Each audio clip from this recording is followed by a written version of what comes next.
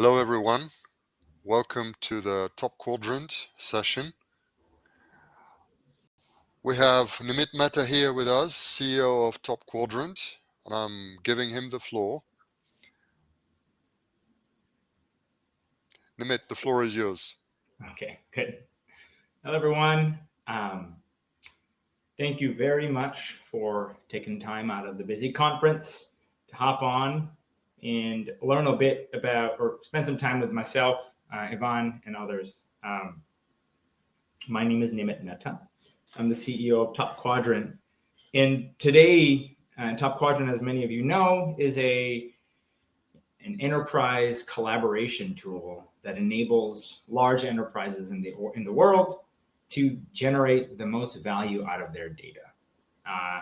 TopRate Edge is that tool, and it's one that we're really excited to talk a bit about today, not because of the tool and the power itself, that of course we'll talk about, but also what you can do with it, and a new partnership that we're announcing alongside Ontotext in being able to bring together best-of-breed technology and power some of the most important business-moving applications out in the largest organizations in the world. With that, we don't have a ton of time today, and the messages are quite simple, so we'll get started. Probably do about 15 to 20 minutes of talking. Please do put your questions in the side chat, hold me accountable, and we'll do our best to answer as many questions as we can today and follow up as much as we can post. So to get us started, let's see if my screen, there it is. All right, so as we said today, we're really excited we're thrilled to launch a partnership with Ontotext. It's a partnership that's been baking for a while now, and it's one that we are thrilled for the opportunity for customers, both of TopRate Edge as well as GraphDB, to power and drive change in their organizations across the world.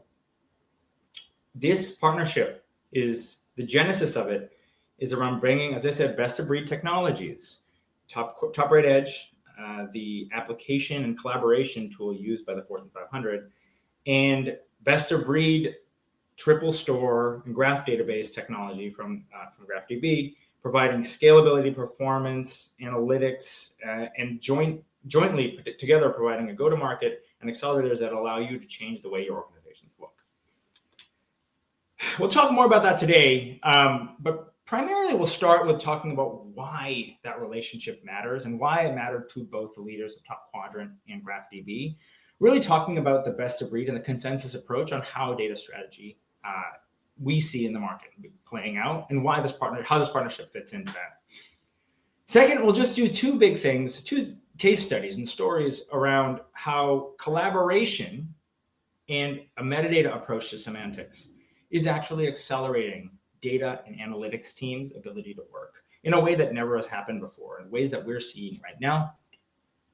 Lastly, a story around how semantics, particularly the semantic layer, is bringing together two sides of the house, the control and the create side of the house, to be able to speak not only well with each other, but with the same language. And seeing how that actually will be facilitated and accelerated by the work that we'll be doing with our customers, but primarily also with Ontotext and GraphDB. So with that, let's get started. So first things first, data leaders, particularly the folks on the insights and analytics side of the world, we call them the create side of the house, are faced with an almost impossible challenge.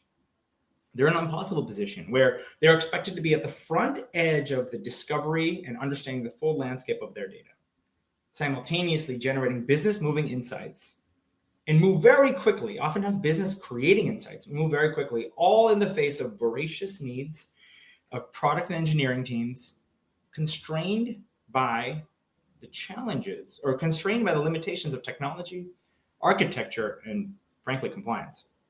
In doing this, they run major pain around a few things.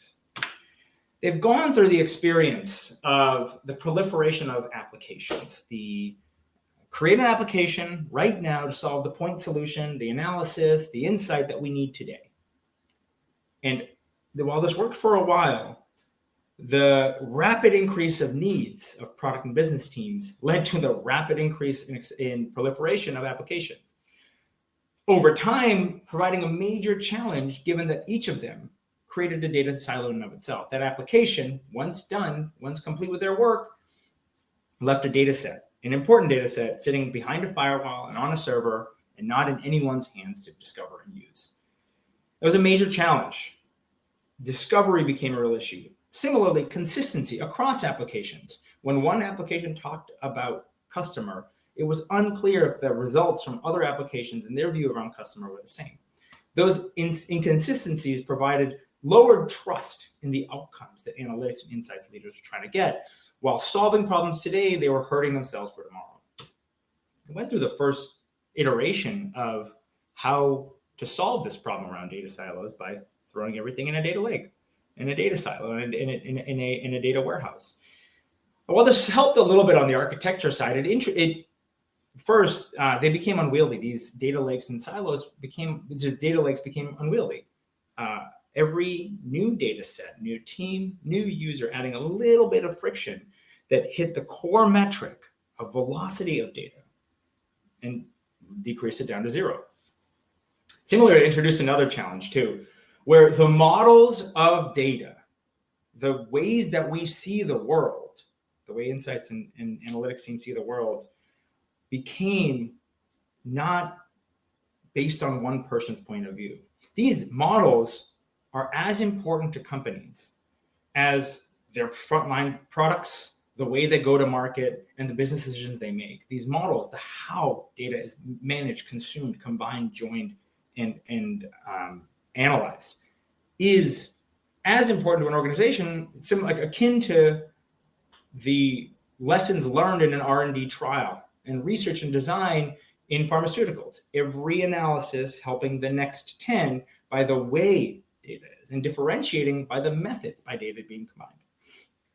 What we are seeing, and kind of to the first part of this conversation, what the pathway that we're seeing is that data strategy, at the center of a data strategy, we're seeing the consensus approach is a metadata strategy. And the best, most approved and validated approach to metadata is enterprise semantics. That is a layer of interoperability between data sources kept in source, not combined, centralized metadata powering numerous applications, insight generations, dashboards, tools, and enabling our business teams and ourselves to have a uniform view of the data and our data landscape and have it all available at our fingertips.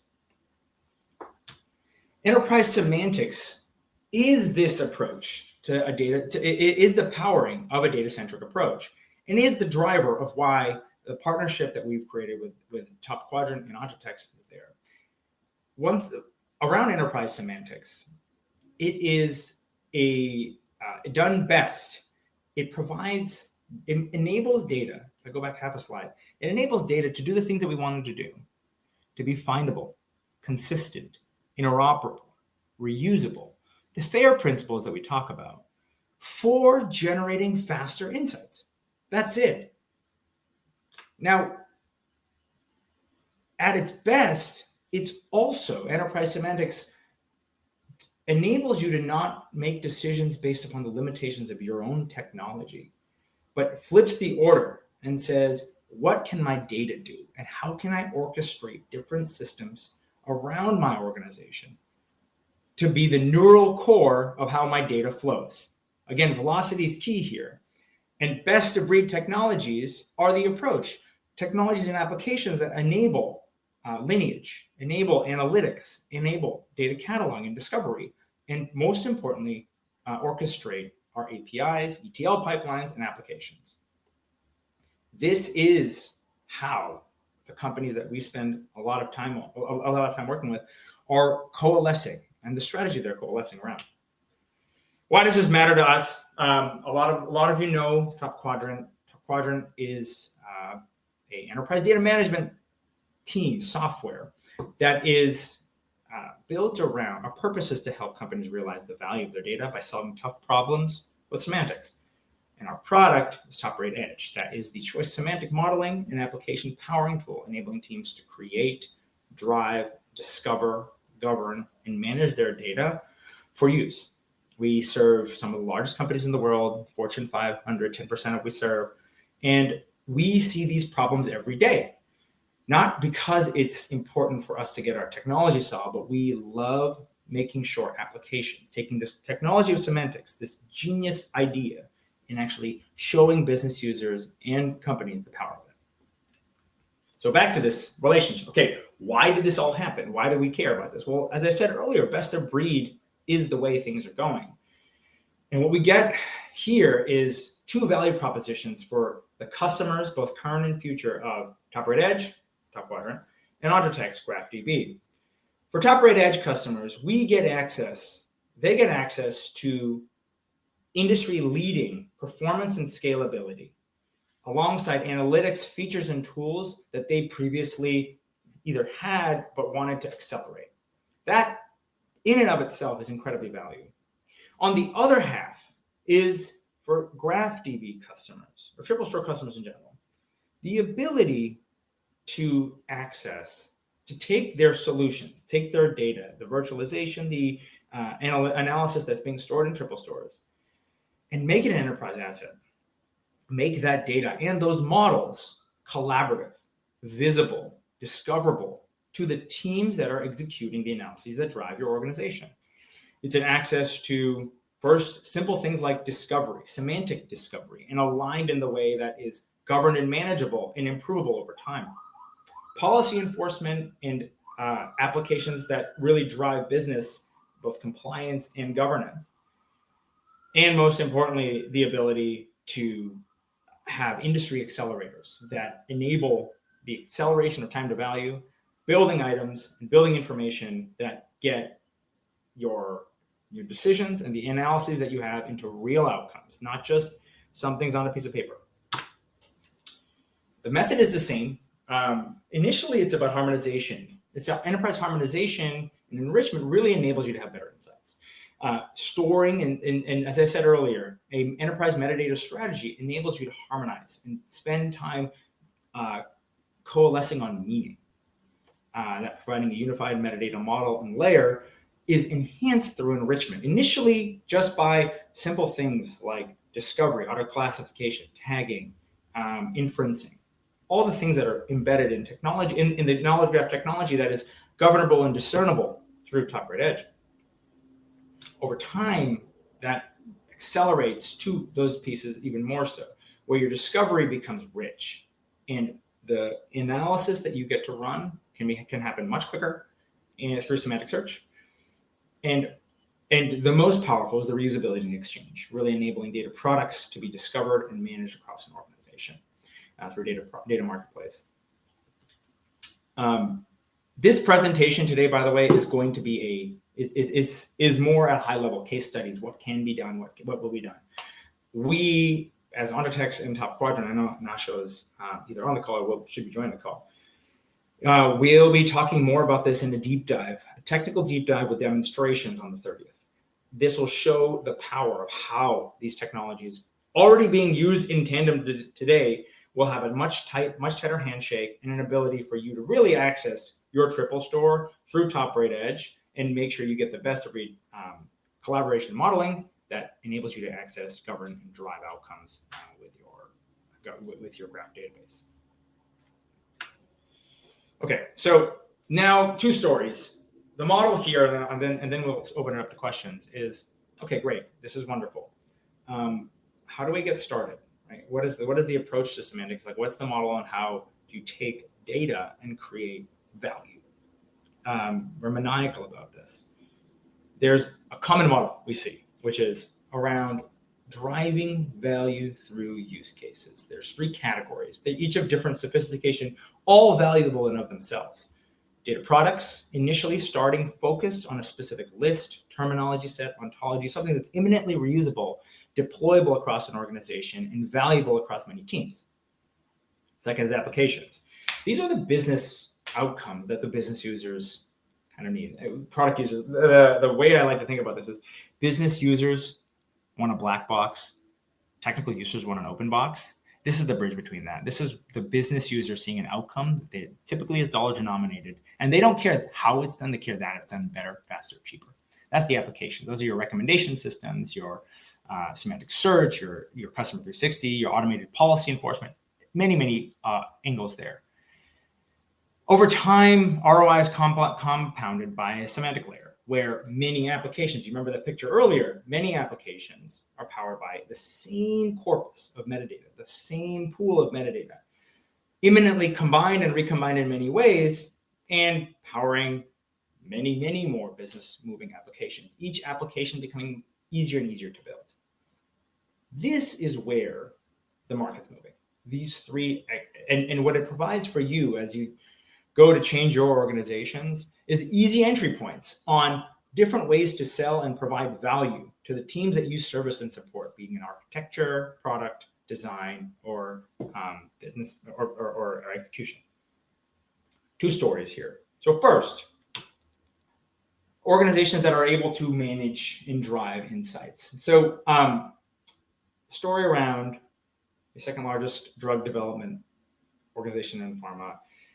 What they were looking to do was improve visibility on why drug development is slowing.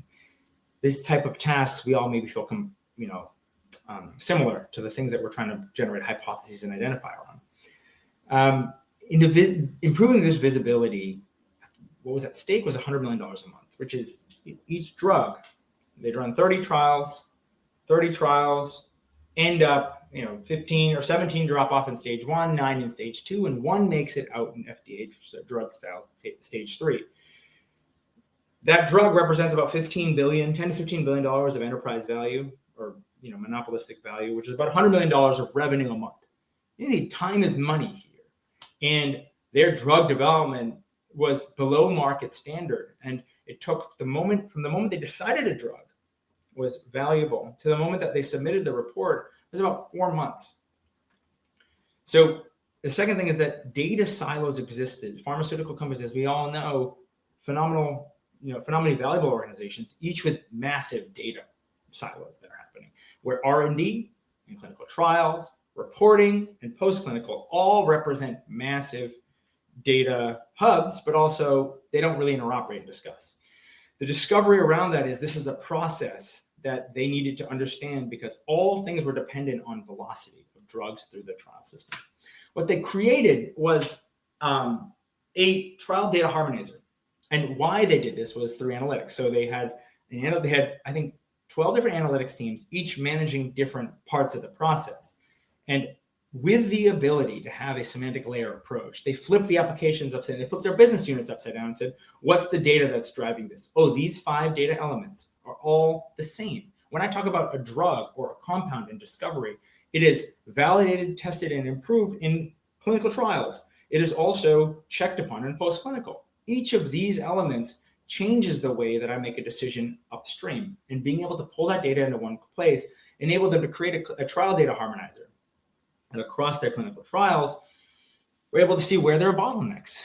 And they noticed that thing I said, which took 4 months. The big driver of the big deadweight time was 4 months from the moment the trial was ended to the moment you submitted. In creating this trial harmonizer, what they created is a few data products, a meta code set, and an internal extension that enabled them to kind of define the world in the way they see. Create a trial requirement library, which is effectively a policy library. That's a governance tool that sits as another graph right on top of the existing graph. That graph, tied together with workflows, created the harmonizer. It wasn't black box. It was very simple. Simple in concept, important in execution. And what it was able to do is lower that time from 4 months down to about 2 weeks. Most of it would being approvals and manual approvals. So an exciting solution there that driven by analytics that were able to be viewed by semantics and the graph. Those analytic opportunities led to the creation of potentially new applications, a trial submission, report generation, and automation.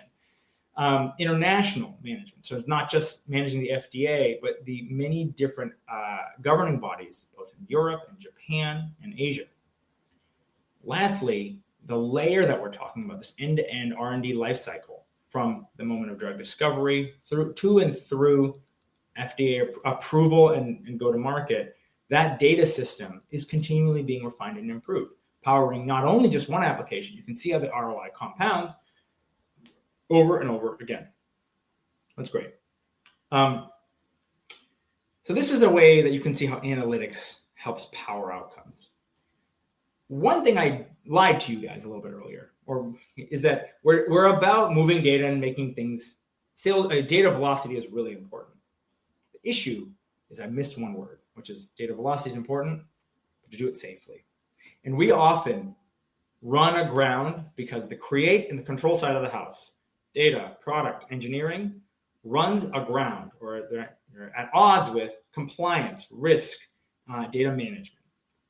And semantic layer is a way to actually tie these things together. And the through line happens to be through often with policy. We often view the data managers as, gumming up our processes, and in truth, they can be grease. They can make things move easier if we see them as assets. Semantics makes that happen very quickly because we're running tight on time. The task is that the creation of commercial data products and enhancing customer insights across one of the top 3 payment companies in the world was getting harder. The main challenge is agility and analytics. An analyst in Europe wanted to run international customer analysis by moving data into one data hub. The problem is you would make a data manager's head fall off, and there was sufficient friction because of privacy policy and making sure things are automated and enforced in a governed way. The analyst was very angry. The analytics team was very angry because this analysis was critical to the business flows. But policy won out.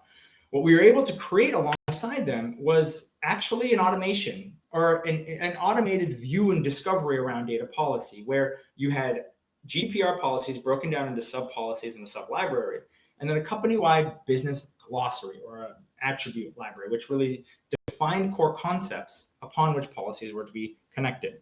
The semantics around this, if folks in the world can visualize, there's a glossary and policy library tied together with workflows, each of which had best practices from the lawyers on how to enforce and manage policy.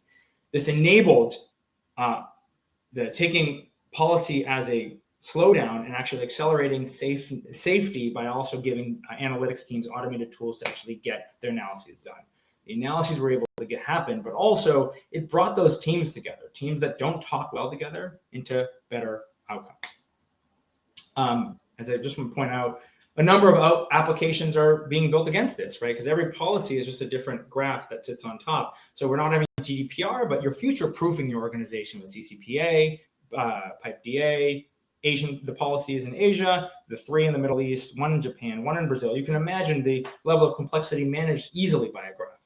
On top of that, there are very interesting other outcomes in the financial services world around fraud detection, M&A data harmonization, customer 360 and marketing 360, really, to give business teams more value without them realizing why or how semantics is powering anything. Lastly, how this plays alongside LLMs, and we talked about this yesterday in the panel, is that semantics, this collective wisdom of your organization, will enable you and your teams to drive ML models better, to utilize LLMs better inside your organizations.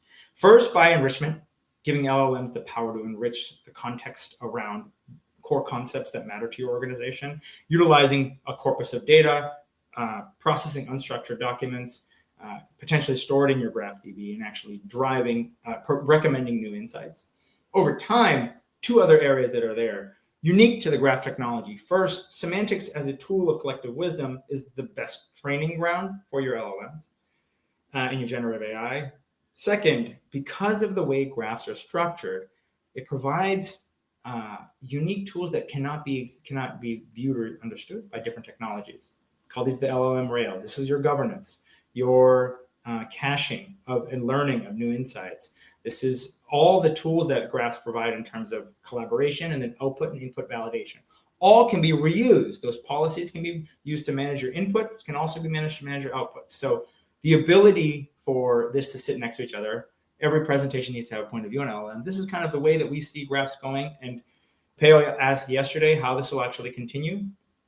this is going to be, when the dust settles, this is how we believe the semantics and knowledge graphs will empower when connected LLMs. So lastly, it's never really been easier. A few takeaways here, actually. Let's go here.